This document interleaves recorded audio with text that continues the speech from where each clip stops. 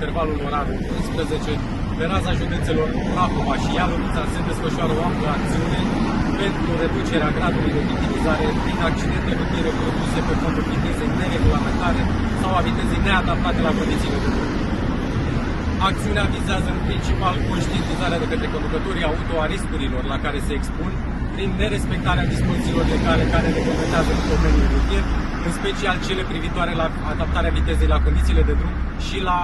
tronsonul de drum pe care se circulă.